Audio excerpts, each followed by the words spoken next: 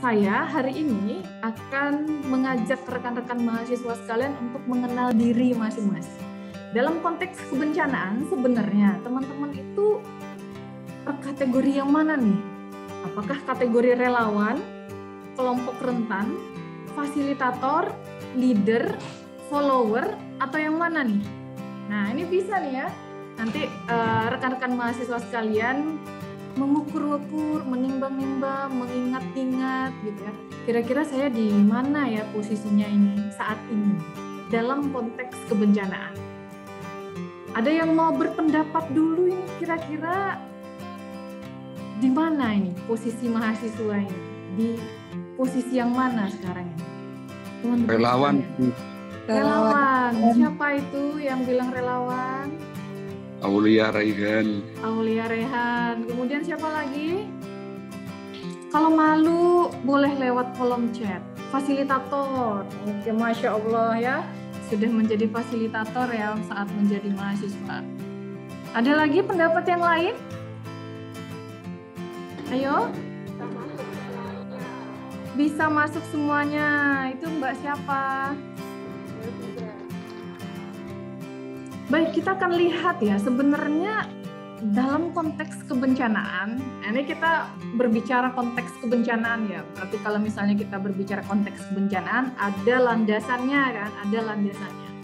Nah, maka kita lihat dulu nih, siapa sih saya sebenarnya dalam konteks kebencanaan? Apakah saya seorang relawan? Apakah saya kategori kelompok rentan? Apakah saya fasilitator? Apakah saya leader atau saya follower? Kondisi saat ini ya, ini kondisi saat ini, fakta di lapangan ya, yang tidak terbantahkan ya. Nah ini rekan-rekan bisa lihat ya, bahwa ini siapa ini? Ini adalah orang-orang yang sedang mencari pekerjaan ya, sedang mencari pekerjaan.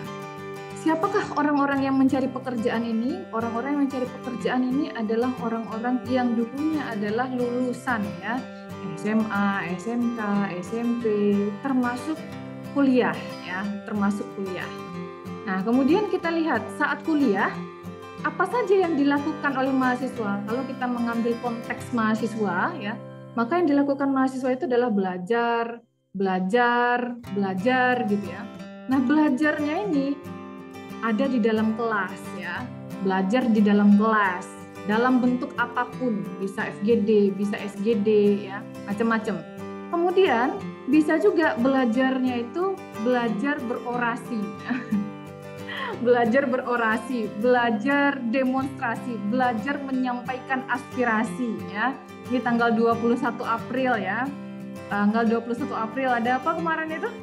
Demo mahasiswa ya. Ini dalam rangka apa? Belajar. Belajar apa? Belajar menyampaikan aspirasi, ya kan? Belajar. Kemudian apa lagi? Belajar lagi nih mahasiswa. Belajar apa? Belajar mungkin di PPL, KKN, KKL, macam-macam ya namanya, istilahnya ya. Atau misalnya field research ya, terjun ke lapangan belajar di lapangan ya, belajar untuk meneliti, belajar untuk berinteraksi dengan masyarakat, ya, macam-macam nih proses belajarnya. Kemudian yang terakhir apa belajarnya, bentuk belajarnya? Nugas ya. Tugas ya, tugas till the end ya, tugas tiap ada mata kuliah, tugas gitu ya. Jadi nongkrongnya pun nongkrong dalam rangka belajar. Nah ini luar biasanya mahasiswa ya. Mahasiswa itu kerjaannya belajar terus tanpa disadari. Sadar atau tidak sadar, mahasiswa itu senantiasa belajar dalam posisi belajar karena memang fasenya untuk belajar, ya kan? Fasenya untuk belajar, entah dalam bentuk apapun ya, organisasi, kemudian demonstrasi, kemudian dalam kelas, gitu ya. Kemudian nugas, ya macam-macam ya. Itu semua dalam rangka belajar. Nah setelah belajar, lulus ya, lulus ngapain? Nyari kerja. Begitu lulus ngapain? Nyari kerja. Ya, histori kita dari kecil, dari lahir. Nih saya ambil kelahiran 2002 ya. Nggak tahu di sini ada yang kelahiran 90, 98 mungkin ya. Tapi ini saya ngambilnya tahun 2002 ya. Mulai dari lahir, kemudian 2012 sampai 2012, kemudian 10 tahun kemudian 2022. Apa yang sudah kita ukirkan di dalam sejarah ini? Apa yang sudah kita lakukan ya dari kita lahir sampai poinnya itu adalah di tahun 2022 saat ini. Saat ini belum lulus, ya kan? Nah, kemudian nanti 2 tahun kemudian kalau dia semester 4 gitu ya, 2 tahun kemudian tahun 2024 dia akan menjadi apa? Tujuannya di mana? Kan? Nah, historinya nih. Coba ingat-ingat lagi historinya dari dia lahir sampai poin 2022 ini apa yang sudah dia ukirkan? Perjalanan panjang yang bagaimana yang sudah dia lewati. Dan selama perjalanan panjang itu, apakah terjadi peningkatan di dalam dirinya? Peningkatan apa? Peningkatan kualitas diri. Ya, peningkatan kualitas diri. Kalau bahasa kerennya penanggulangan bencana itu kapasitas, gitu ya. Peningkatan kapasitas itu sudah sejauh mana? Ya, nah itu harus digali, ya, harus digali, harus direnungi. Apalagi nih masih tahun 2022 ya. Jadi harus digali, direnungi kembali apa yang sudah saya lakukan untuk meningkatkan diri. Kenapa itu perlu? Karena kalau seandainya tadi banyak ya lautan manusia tadi banyak, kemudian kesempatan kerja itu terbatas ya. Lautan manusia yang mencari kerja itu banyak, penduduk Indonesia itu sangat banyak gitu ya, di mana-mana bersebaran penduduk Indonesia, maka otomatis akan terjadi pengangguran. COVID-19 pun sudah meningkatkan jumlah pengangguran itu ya, jumlah pengangguran itu meningkat selama pandemi. Pengangguran ini termasuk ke dalam kerentanan. Ya, termasuk ke dalam kerentanan, vulnerability. Nah, di bidang apa? Ekonomi ya. Kok bisa ekonomi dikatakan pengangguran ini masuk ke dalam kerentanan ekonomi? Karena dia tidak tahu ya. Orang-orang yang menganggur itu kan bingung untuk mencari mata pencaharian ya. Apa sih mata pencaharian dia? Secara individu dia rentan karena dia lack of skills or knowledge. Dia kurang skill. Secara sosial dia juga rentan. Kok bisa secara sosial dia rentan?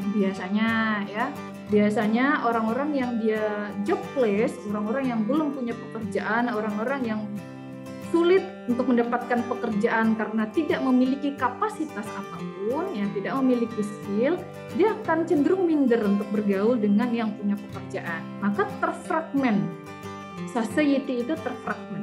Begitu terfragmen, terkotak-kotak gitu ya, maka dia termasuk ke dalam kelompok rentan secara sosial. Jadi dia bergaulnya sama-sama yang nganggur ya.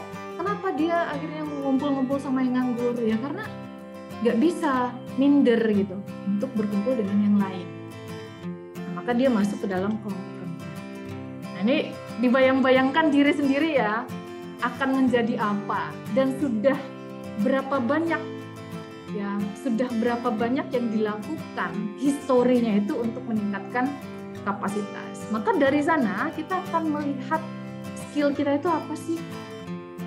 Ya, skill kita apa? Leadership berapa persen? Deal maker berapa persen kemampuannya? Communication berapa persen kemampuan kita? Problem solver berapa persen kemampuan kita? Analisis berapa persen kemampuan kita? Ini ditanyain ya, ditanya dioret-oret kalau misalnya punya punya papan tulis ya, atau punya kertas dicoret-coret ya. Our skill saya itu apa? Kenapa skill ini yang saya tampilkan, soft skill ini yang saya tampilkan? Karena soft skill inilah yang dibutuhkan oleh mahasiswa ya. Utamanya itu adalah mahasiswa yang entah itu dia di prodi pengembangan masyarakat Islam, entah dia itu berada di manajemen penanggulangan bencana gitu ya. Skill ini dibutuhkan. Sangat dibutuhkan ya. Leadership, nanti dia bagaimana memimpin masyarakat ya, agar masyarakat bisa percaya terhadap dia ya. Karena yang namanya untuk manajemen penanggulangan bencana, untuk meminimalisir resiko, itu butuh trust ya. Dan ketika dia itu butuh trust masyarakat, itu harus punya good leadership, harus ada leadership yang bagus. Nah, jadi kemampuan leadershipnya ini harus ada. Kemudian deal maker, nanti dia negosiasi, lobbying ya ke masyarakat, apalagi kalau misalnya pengurangan risiko bencana berbasis masyarakat, dia harus punya nih kemampuan deal maker ini. Atau misalnya dia ingin melakukan peningkatan kapasitas masyarakat di daerah rawan bencana, dia harus punya nih lobby. Atau misalnya dia ingin melakukan evakuasi ya terhadap masyarakat, atau misalnya dia ingin membuat RPB, rencana penanggulangan bencana, atau ketika dia menjadi seorang fasilitator, dia harus punya kemampuan deal maker ini. Communication juga, problem solver juga, analisis juga. Nah, ini dipresentasikan nih. Berapa persen gitu ya. Kemampuan saya itu sudah berapa persen. Makanya saya nyebutnya awesome skills ya. Berapa persen kemampuan yang luar biasa ini dimiliki oleh kita, bekal kita nanti ya. Nah, kemudian kita lihat nih, kok harus punya skill-skill itu? Karena kita kembali lagi dalam rangka pengurangan risiko bencana tadi, kalau kita merujuk kepada rumus risiko ya, maka menurunkan vulnerability itu harus meningkatkan kapasitas. Nah, untuk meningkatkan kapasitas itu harus meningkatkan knowledge-nya tadi. Ya, knowledge-nya, skill-nya itu harus ditingkatkan. Sebagai individu, sebagai seorang mahasiswa. Kita berbicara konteks mahasiswa ya. Maka sebagai seorang mahasiswa itu harus ditingkatkan kapasitas. Dalam berbagai hal yang menjadi support sistemnya. Ya, yang menjadi sistem pendukungnya nanti ketika dia lulus, selesai ya dari perkuliahan. Ini harus dia timbang-timbangnya, harus dia pikirkan gitu ya dari sekarang. Makanya saya suka sekali ya dengan quotes ini, change before you have to. Berubahlah sebelum kamu harus melakukan perubahan itu. Jadi sebelum kamu dipaksa untuk melakukan perubahan, kamu sudah berubah dulu. Kamu harus meningkatkan kemampuan kamu dulu, kamu harus meningkatkan kapasitas kamu dulu nih. Sebelum itu diharuskan. Nah, ya. Kenapa itu harus? Karena the world is keep changing, don't stay here. Karena dunia itu terus berubah, dinamis, cepat sekali perubahannya. Apalagi terkait dengan bencana. Bencana suddenly ya, kadang tiba-tiba gitu ya. Nah, ini harus cepat ya. Teknologi pun cepat gitu ya. Di bidang kebencanaan juga teknologi begitu cepat gitu ya. Ini harus berubah, harus meningkatkan, upgrade diri terus-menerus ya kan? Upgrade diri terus-menerus. Harus dilakukan peningkatan kapasitas itu secara terus-menerus ya. Untuk apa? Meminimalisir risiko. Ya kan? Meminimalisir risiko. Kemudian kalau begitu hidup baru ya. Kalau misalnya selama ini kita hanya dari kampus, syukur-syukur ke perpus ya, dari kampus syukur-syukur ke perpus ya, perpus kemudian ke kos ya atau ke rumah, lalu nonton misalnya, atau langsung tidur misalnya, atau langsung nugas misalnya. Nah, sekarang ubah itu ya, ubah itu. Ubahnya bagaimana? Dekatkan diri itu, ini adalah hidup baru. Ya, hidup baru, saya harus meningkatkan kapasitas saya di berbagai bidang. Di berbagai bidang ya, saya harus meningkatkan kapasitas saya di berbagai bidang. Supaya apa? Supaya saya menjadi orang yang memiliki kapasitas yang besar sehingga tidak lagi tergolong pada kelompok yang rentan nantinya, jadi tidak akan menjadi pengangguran. Kan gitu jadinya ya, tidak akan menjadi pengangguran gitu ya. Kenapa? Skillnya banyak. skillnya banyak ya, kemampuan yang dia miliki banyak, sehingga dia memiliki daya saing yang luar biasa. Daya saingnya tinggi. Nah, salah satunya bagaimana caranya, kan? How? Gimana caranya? Nah, ini salah satunya upgrade diri ya di klub online kolaborasi tematik, gitu ya. All people together. Sekarang itu udah zamannya kolaborasi, ya. BNPB dari dulu mengusung ya, BNPB, BPBD ya, bagian kebencanaan dari dulu mengusung all people together. Nah, seperti lagu tadi ya, seperti lagu tadi, bersama kita bisa, walau berbeda ya, walau berbeda bersama kita bisa. Nah, jadi harus upgrade diri. Salah satunya dengan di klub online kolaborasi tematik ini. Nah, ini salah satu caranya ya untuk mengupgrade diri. Kemudian apa yang meningkat, apa yang perlu ditingkatkan? High level teknologi. Teknologi itu harus kita tingkatkan ya. Kemampuan menggunakan teknologi ya. Jangan kalah dari emak-emak kayak saya ya. Saya kan emak-emak nih ya ceritanya ya. Nah, ini jiwa-jiwa muda gitu ya. Jiwa-jiwa muda tuh harus lebih cepat beradaptasi dengan perkembangan teknologi. Jadi high level teknologi ya. Teknologi itu yang tinggi. Kalau bisa tuh yang terupdate, yang tertinggi itu kita udah tahu gitu. Misalnya Office sudah 2021 nih, sekarang yang terbaru udah tahu kita, ya sudah kita gunakan misalnya gitu. Terus early warning sistemnya yang terbaru, ya teknologi terbaru kan yang seperti apa? Pengolahan sampah teknologi terbarunya itu yang seperti apa? Sister Village gimana caranya? Ya menggunakan teknologi semuanya ya. Salah satunya itu yang ini di klub online kolaboratif tematik. Diklat online. Nah, jadi kalau saya pernah cerita gitu ya, ini saya cerita-cerita gitu ya, ayo bikin diklat online gitu ya sama beberapa. Diklat online di bidang kebencanaan. Itu gimana nanti ya teknisnya? Misalnya ya, ceritanya tuh. Teknis gimana? Apa yang kamu pikirkan ya? Teknis yang seperti apa? Biasanya kalau misalnya pendampingan fasilitator itu harus bertemu atau berkumpul dengan seluruh masyarakat desa ya, kemudian dibentangkan peta misalnya gitu ya, lalu diidentifikasi wilayahnya di sana, bisa dilakukan secara pendampingan secara langsung. Biasanya seperti itu pelatihan ya, pelatihan untuk RPB, rencana penanggulangan bencana. Ini gimana caranya nanti buat diklat secara online, apalagi untuk RPB, rencana penanggulangan bencana. Nah, disinilah kita perlu untuk memanfaatkan teknologi tadi, high level teknologi. Jadi tidak hanya instrukturnya, ibaratnya begitu ya, tidak hanya instrukturnya yang paham teknologi, tetapi juga para partisipannya juga harus paham teknologi. Kalau begitu, dia masuk ke sini ya, change before you have to.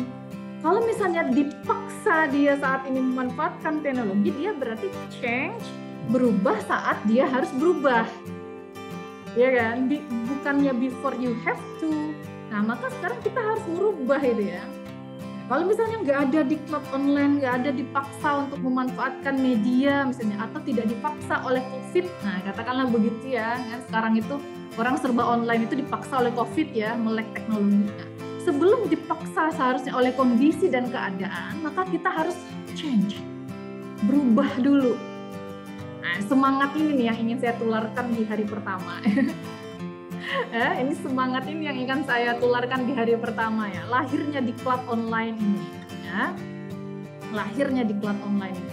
Jadi kita harus berubah sebelum kondisi yang memaksa, sebelum kita dipaksa untuk berubah ya. Maka kita harus menyadari terlebih dahulu. Makanya tadi di awal, who am I? Kenali dulu nih, kita posisinya di mana ya. Terus apa yang harus diubah, apa yang harus ditingkatkan, skill saya apa saja ini ya, skill saya apa saja yang saya miliki, yang belum saya miliki apa, yang saya butuhkan apa, atau yang dunia butuhkan itu apa.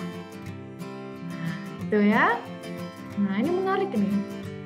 Kemudian apa lagi selain high level teknologi, huge amount of knowledge base ya, basis ilmu yang besar. Basis ilmu yang besar. Udah zamannya sekarang ini, sudah zamannya untuk multidisiplin, interdisiplin. Katakanlah misalnya ya dari Akbara, ini kan kolaborasi luar biasa ya, pematerinya kolaborasi dari berbagai instansi gitu ya, pesertanya juga kolaborasi dari berbagai instansi. Ini Masya Allah luar biasa ya, saya sangat apresiasi sekali dengan kerja panitia di balik layar, kemudian juga para partisipan. Bayangkan ya, kolaborasi partisipan. Ini dosen saya misalnya basicnya adalah sosial ya, sosial di disaster ya, sosial di bencana. Kemudian rekan saya yang besok akan tampil itu sosial geografi ya, geografi. Basicnya itu adalah geografi. Kemudian rekan saya yang selanjutnya di hari terakhir itu adalah di bidang teknik ya, teknik disaster ya, teknik dan bencana gitu. Kita kolaborasi keilmuan sesuai dengan porsi kita masing-masing, berkolaborasi bersama. Maka nanti tidak tertutup kemungkinan ya, rekan-rekan mahasiswa ini misalnya tadi ya kan ada our skill nih, apa nih skill yang saya punya gitu. Kamu punya apa skill kamu? Saya punya apa nih skill saya? Yuk kolaborasi, saling melengkapi. Makanya together ya, saling melengkapi yuk gitu. Misalnya kayak manajemen penanggulangan bencana Akbara. Lebih hebat nih di lapangan, ya kan? Wih, jangan tanya ya, dahsyat sekali nih ya. Jam terbang di lapangannya ya, menggunakan alat-alat yang berhubungan dengan evakuasi, penanggulangan bencana itu sudah familiar di Akbara. Nah, bagaimana dengan UIN Sunan Ampel ya? Kemudian bagaimana dengan Yayan Kudus gitu? Apa skill yang dimiliki oleh mahasiswa Yayan Kudus? Pengembangan masyarakat Islam. Apa yang dimiliki oleh UIN Sunan Ampel ya? Nah, pengembangan masyarakat Islam. Apa yang dimiliki skill itu? Kamu punya apa skillnya? Kamu punya apa skillnya? Yuk kolaborasi ya. Yuk kolaborasi terjun ke masyarakat. Dalam rangka apa? Meminimalisir risiko. Ya, coba bayangkan ya, berkolaborasi itu luar biasa. Makanya knowledge base-nya itu harus besar ya. Harus meluaskan, harus membesarkan ya. Nah, ini yang harus dipahami ya, oleh mahasiswa. Makanya tema kita tuh peningkatan kapasitas mahasiswa ya. Jadi walaupun dia misalnya di Akbara, kemudian di Yayan Kudus, kemudian Yayan Kudus gak bisa mempelajari yang lain, enggak. Dia sudah harus bisa mempelajari yang lain. Walaupun nanti yang menonjol skillnya itu tentu berbeda-beda. Tapi dia harus tahu, ya kan? Harus tahu agar tercipta kolaborasi yang senada. Wih, keren sekali itu ya. Makanya ada sekarang Merdeka Belajar Kampus Merdeka ya, MBKM. Nah itu, ini luar biasanya ya. Walaupun berbeda ya kan, walaupun berbeda, kita bersama maka kita bisa. Ini jadi harus meluaskan basic dari ilmu pengetahuan kita tadi. Nah, gimana caranya? Ini gimana lagi gitu ya. Ada 3E ya, 3E tahapannya ya. 3E, apa itu? Estimate on. Jadi sebelum kita misalnya melakukan kolaborasi pengurangan risiko bencana ya, maka kita harus mengestimasi dulu, memperkirakan segala sesuatunya, memperkirakan semuanya dengan baik. Bagaimana kita bisa mempertimbangkan atau mengestimasi semuanya itu dengan baik? Tukar pikiran, nggak diem-dieman dong. Kan sekarang bukan zamannya menang-menangan ya, saatnya untuk saling kolaborasi, saling support ya. Kemudian dia saling menambahi, saling melengkapi ketika dia mengestimasi. Dia berikan pendapat masing-masing.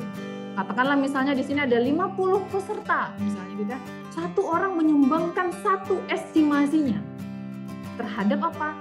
Pengurangan risiko bencana. Dia estimasi semuanya ya. Bagaimana cara dia mengestimasi ini? Dia lihat, dia analisis ya, lingkungan dia analisis ya, SDM dia analisis, ilmu dia analisis, kemudian dia estimasikan. Masyarakat dia analisis ya, kebijakan dia analisis. Apakah semua dari kita yang memahami kebijakan kelembagaan? Enggak. Pasti ada yang menonjol di kebijakan dan kelembagaan. Apakah kita semua memahami tentang evakuasi dan peralatannya? Belum tentu. Tapi pasti ada yang menonjol di itu. Pasti ada yang expert di situ, salah satunya. Ya kan? Maka dia menyumbangkan itu, menyumbangkan ide-ide tersebut. Dan apa? Dan dia melakukan latihan bersama. Ya kan? Latihan bersama dalam rangka meningkatkan kapasitas. Estimate all, diestimasi semuanya terkait dengan bagaimana bagaimana untuk meningkatkan kapasitas, bagaimana meminimalisir resiko tadi. Kemudian apa? Erase all. Apa yang dihapus? Apa yang dihapus? Yang dihapus semuanya itu adalah negative thinking. Karena biasanya nih yang paling sulit dari kolaborasi itu adalah positive thinking terhadap partner. Ya. Nah ini di erase all ini, dihilangkan semua negative thinking. Dihilangkan. Karena kenapa? Kita mau mengestimasi. Masa ketika kita mengestimasi penuh dengan negative thinking? No. Hilangkan itu semua negatif thinking. Kemudian apalagi yang di-erase all? Kelemahan. Semua kelemahan kita itu kita hapus. Bagaimana cara menghapusnya? Kolaborasi.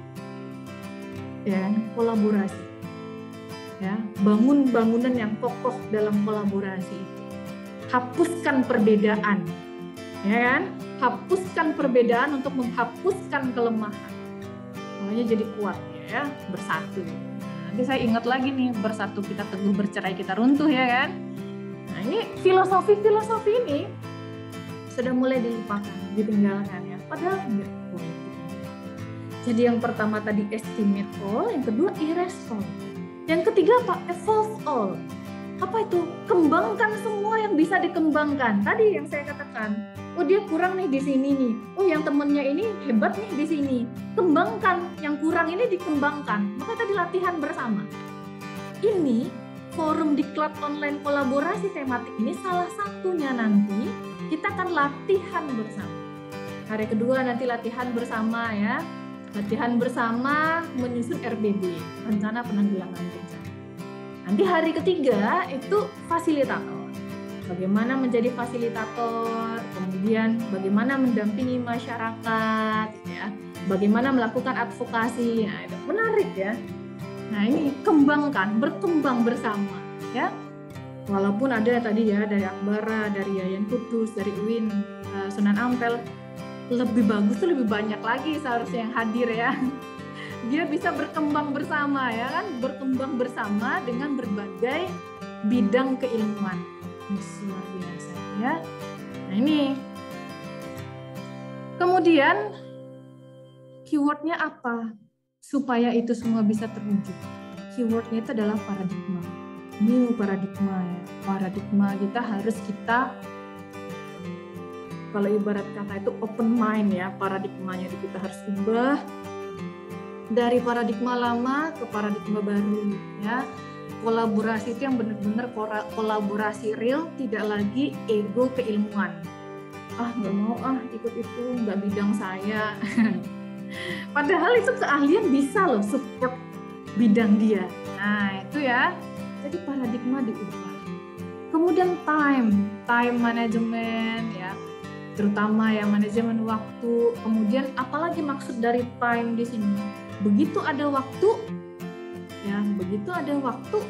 maka langsung upgrade diri. Cari sesuatu yang bisa untuk dilakukan dalam rangka untuk meningkatkan kapasitas diri. Apalagi zaman online sekarang kan banyak sekali diklat ya, pelatihan, meningkatkan kapasitas tuh banyak sekali.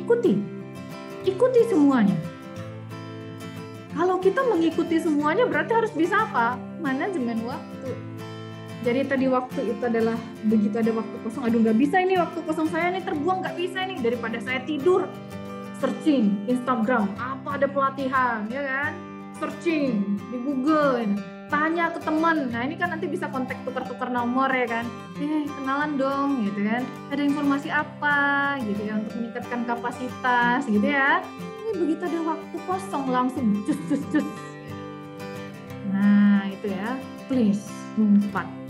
sekarang karena sudah zamannya online, dimanapun, kapanpun bisa untuk meningkatkan kapasitas dalam bentuk apapun. Dimanapun, kapanpun bisa meningkatkan kapasitas dalam bentuk apapun. Ini saya tekankan di dalam bentuk apapun ya. Kemudian opportunity, kesempatan, itu banyak sekali peluang saat ini ya. Apalagi dibuka banyak ya forum-forum online ya, online, offline, itu banyak sekali sekarang buka forum-forum untuk menarik minat dari generasi muda terutama mahasiswa. Kan kasihan ya, kasihan kalau misalnya kita lihat mahasiswa, katakanlah yang demo kemarin itu banyak dari berbagai pihak yang mengatakan mahasiswa saat ini kurang berkualitas gitu ya. Karena ketika ditanya apa yang didemokan bingung jawabnya. Padahal sebenarnya dia ngerti, hanya saja dia terpatah-patah saja mungkin menjawab ya. Mungkin loh ya. Nah, kan positive thinking tadi ya. Nah, ini salah satunya ya. Opportunity ya, kesempatan. Jadi kesempatan itu banyak sekali dibuka saat ini untuk meningkatkan kapasitas terutama untuk mahasiswa. Ya. Kalau di dalam struktur manusia ya, mahasiswa itu golden age ya. Makanya sering disebut agent of change ya, agen perubahan. Karena semuanya itu dia masih punya kesempatan, punya waktu ya, bisa dari mana saja asalkan paradigmanya lurus. Nah, paradigmanya ini yang harus diubah. Karena sering juga ya, ikut kegiatan ini yuk, nggak mau nanti kalau ikut itu waktu main saya berkurang, nggak mau kalau saya ikut itu nanti nggak dapat apa-apa, yang ada kuota saya habis kalau online misalnya ya, nggak mau nggak ada snacknya, nggak mau capek gitu. Nah ini membanjiri saat ini ya, membanjiri pikiran-pikiran kaum muda. Nah makanya menjadi sayang sekali, saya sering gitu ya keluar ya, jalan, memperhatikan lingkungan, karena memperhati lingkungan tadi ya. Lingkungan itu include di dalamnya itu adalah manusia ya. Saya sering memperhatikan manusia muda ya, manusia muda itu mahasiswa ya. Sering sedih melihatnya kok begini ya, lama-lama bisa hilang nih gelar agent of change itu dari mahasiswa kalau paradigmanya tidak diselamatkan dari sekarang. Nah, alhamdulillah ya yang hadir saat ini berarti paradigmanya luar biasa ya, paradigmanya luar biasa untuk terus berkembang dalam rangka meningkatkan kapasitas. Saya mau tanya ke yang hadir saat ini, 3 orang mungkin perwakilan ya. Potensi apa yang kamu miliki, kemudian potensi apa yang tidak kamu miliki yang harus kamu kembangkan. Coba. Ya silakan Mbak Melvida.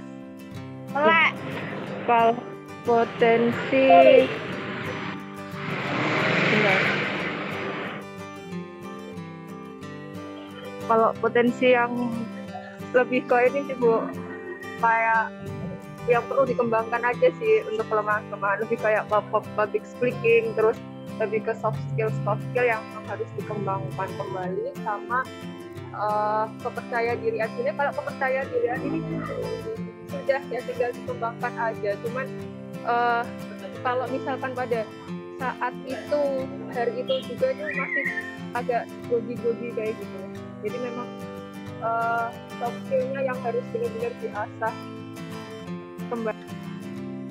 Oke, terima kasih Mbak Melvida ya. Nah jadi itu adalah cara kita untuk mengenali diri kita tadi, Bu MI tadi.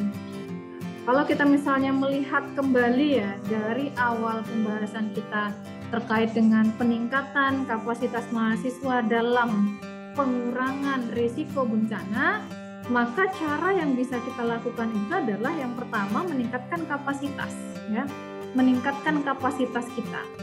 Agar apa? Agar kita ketika selesai nanti dari kuliah ini ya, tidak menjadi sekelompok orang tadi yang rentan, baik dari ekonominya, sosialnya maupun individunya. Kenapa? Karena sudah memiliki kapasitas yang cukup. Ya, sudah memiliki kapasitas yang cukup. Ya. Kalau misalnya tadi ya, ini saya ajarkan untuk membreakdown ya. Misalnya tadi kayak Mas Humbing ya. Nah, ini kan ada potensi ya, potensi yang dimiliki pendidikan yang menunjang dalam penanggulangan bencana. Pendidikan yang menunjang dalam penanggulangan bencana ini di breakdown lagi, detail lagi kecil-kecil ya, didetail lagi karena banyak skill dan knowledge yang dibutuhkan dalam penanggulangan bencana. Nah, itu kita titeni kalau bahasa Jawa itu ya. Kita lihat lagi satu persatu ya, kemudian kita ukur sudah sejauh mana nih kemampuan kita. Apakah dia hanya baru 50% atau jangan-jangan 25% ada tapi 25%, atau misalnya sudah 50% atau sudah 100%. Nah, ini kita oret-oret lagi nih ya, kita oret-oret lagi supaya kita tahu ya, supaya kita tahu untuk mengembangkannya. Jadi skill yang kita miliki itu kalau misalnya dia belum mencapai 100%, itu dicoba terus untuk sampai 100% dengan cara mendetailin tadi ya, detail ya, nggak umum ya. Jadi tidak umum gitu, tapi kita detail satu persatu ya, sampai sekecil-kecilnya. Nanti ketemu tuh ya, apa saja yang belum kita miliki di dalam misalnya tadi ya, potensi yang sudah kita miliki, ternyata di dalam potensi yang sudah kita miliki itu masih ada yang belum dimiliki. Nah, tadi ya contohnya pendidikan yang menunjang dalam penanggulangan bencana apa saja, kan detailin lagi ya. Itu. Kemudian Kang Uut misalnya potensi yang ada di bidang potensi, sepertinya potensi saya di bidang penulisan, tapi masih banyak tapinya. Nah, jadi dia bagus nih di penulisannya, tapi masih banyak tapinya gitu ya. Nah, maka cara menghilangkan tapinya ini gimana? Nah, itu harus dilakukan. Apakah dengan membentuk kelompok-kelompok atau membuat dirinya itu menjadi berdeadline ya, punya deadline tersendiri ya. Pokoknya kalau dalam 1 minggu ini harus 1 paragraf misalnya gitu. Deadline, minta bantuan temennya yang galak misalnya. Minta bantuan temen yang galak untuk mengingatkan. Kalau misalnya tidak mau, ada sanksinya yang harus dia patuhi misalnya gitu ya. Ini cara untuk meningkatkan ya. Jadi ada potensi-potensi yang sudah kita miliki itu masih perlu diasahkah, masih perlu dikembangkankah, atau ketika kita detailin ternyata dari sekian banyak indikator misalnya ya, indikator yang dibutuhkan untuk memiliki pengetahuan A atau untuk memiliki pengetahuan B atau memiliki skill A dan skill B itu ternyata hanya 2 dari 10 indikator. Selama ini kita hanya berpikir umum saja. Yang penting, saya bisa kok ini, saya bisa ini gitu. Padahal ternyata ketika didetailin step by step-nya, dibongkar ya, dipretelin satu persatu, wah, ternyata kok banyak kurangnya ini. Bautnya yang kurang, murnya yang kurang misalnya gitu ya. Jadi nggak ngepas gitu, nggak pas dia rasanya. Nah, ini harus dimiliki ya. Daya analisis terhadap diri sendiri itu juga harus dimiliki. Tidak hanya menganalisis risiko bencana ya, tapi juga harus mampu menganalisis risiko diri sendiri ya. Jadi harus menganalisis risiko, ancaman diri ini apa gitu ya, vulnerability diri ini apa, kapasitas diri itu apa. Kita hitung tuh risiko kita ya, kita hitung risiko kita sendiri. Jangan-jangan kita termasuk yang berisiko tinggi. Nah, ini ya harus kita pahami bersama agar semangat juangnya untuk terus upgrade diri dalam rangka peningkatan kapasitas itu senantiasa terjaga. Begitulah nanti yang akan kita lakukan kepada masyarakat.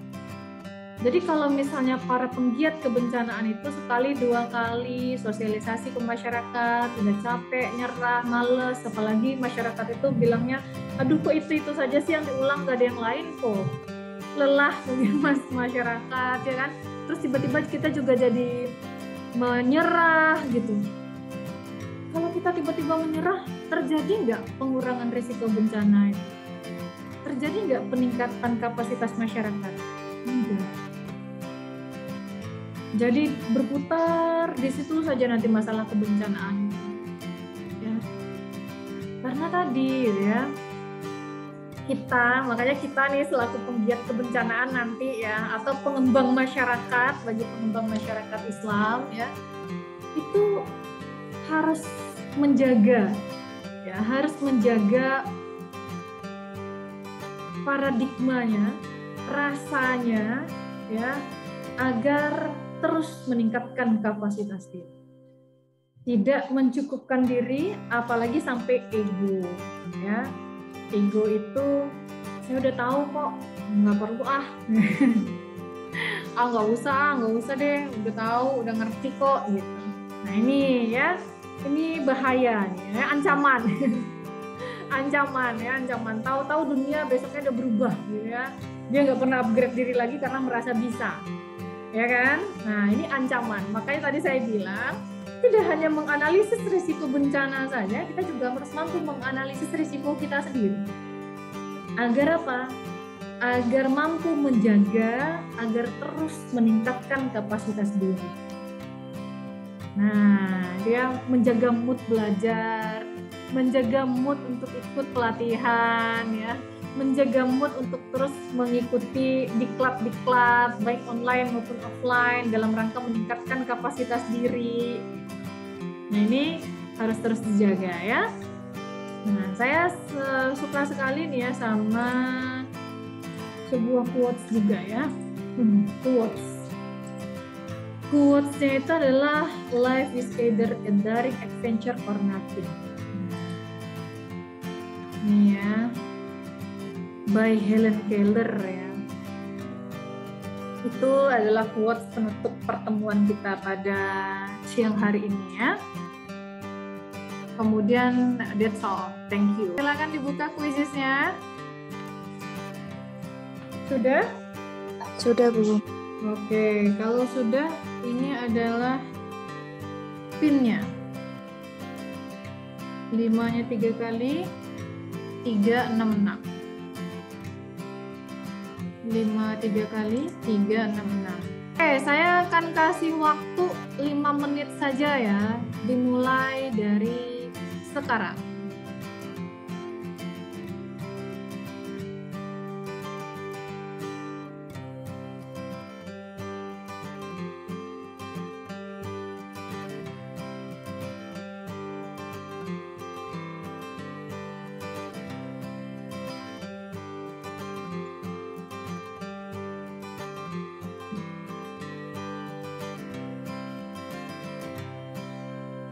Oke, selesai.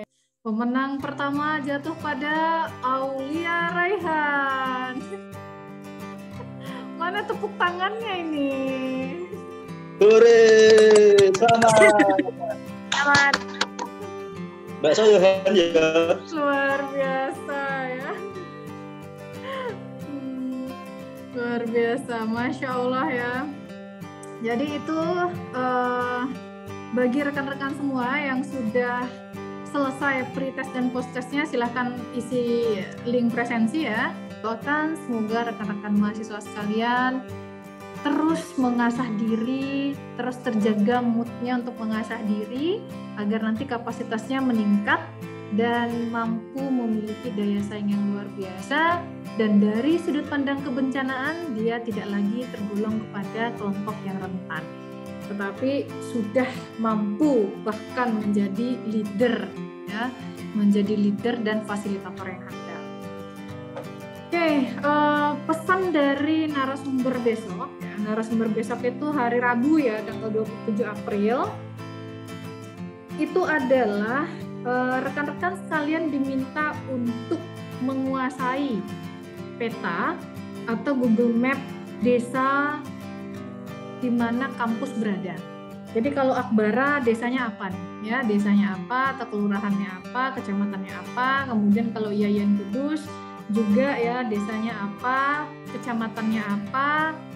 Kemudian tahu petanya ya, tahu petanya. UINSA juga gitu ya, UIN Sunan Ampel juga begitu. Harus tahu peta Google Map desa wilayah kampus. Kalau bisa ada print out-nya. Jadi disiapkan sebelum pelatihan besok. Disiapkan ya, disiapkan. Kalau misalnya nggak bisa membayang-bayangkan, disiapkan saja, di searching ya, atau cari di Google Map, di print out ya, di print out. Itu yang pertama. Yang kedua, tahu jumlah penduduknya, jumlah penduduk baik itu di dalam kampus maupun di sekitar kampus. Ya, sekali lagi tahu atau paham jumlah penduduk di dalam dan di sekitar kampus. Ya. Kemudian yang ketiga itu fasilitas yang ada di wilayah itu, ya. Kampus misalnya di YIN, apa saja fasilitas yang ada, baik itu di dalam maupun di luar kampus. Akbara juga begitu, UINSA juga begitu. Oke, sebelum saya tutup, silahkan open kamera dulu, saya akan ambil gambar. Kayak ini ya. Saya hitung ya, saya hitung 3, 2, 1,